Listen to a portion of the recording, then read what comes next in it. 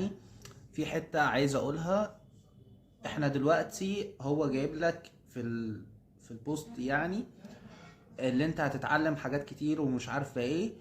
مش عايز اصدمك يا معلم، ده الطبيعي اللي انت لازم تتعلمه. يعني في الفوتوشوب كل ده انت طبيعي لازم تتعلمه. برضو ما ادالكش حته الكفت، اللي هو ما ادالكش حته الاو نو ناي. انت طبيعي لازم تتعلم الحاجات دي يا معلم، يعني طبيعي، طبيعي جدا ان انت لازم تتعلم كل الكلام ده. بالنسبة للافتر افكت بقى يا معلم، برضو طبيعي ان انت بتتعلم الكلام ده كله. طبيعي، هو ليه محسسك اللي هو لا ده انت هتتعلم معانا حاجات كتير؟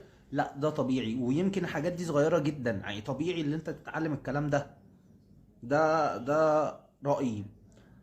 ده بالنسبة لرأيي، بالنسبة للفوتوشوب رأيي، وبالنسبة للافتر افكت ده رأيي.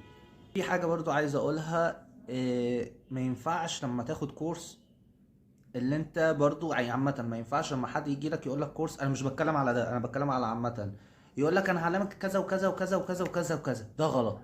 اتعلم. يعني لو عايز تاخد كورس كلف نفسك يا معلم، عادي انت بتتعلم. لو مثلا كورس قال لك هتاخد فوتوشوب، الستريتور، ان ديزاين، خش يا معلم، خش عشان هو هيعلمهم لك صح. لكن واحد يقول لك خد فوتوشوب، الستريتور، افتر افكت، ان ديزاين، سينما 4 دي، مش عارفه ايه حاجات كتير، لا غلط. ما ينفعش، عشان ده مجال وده مجال وده مجال وده مجال.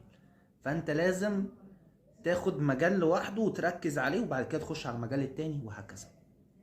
الفيديو ده، بص يا معلم، الاعلان مش وحش، يعني تقييمي ليه مش وحش، وممكن تاخده عادي، بس ما تعيش الجو.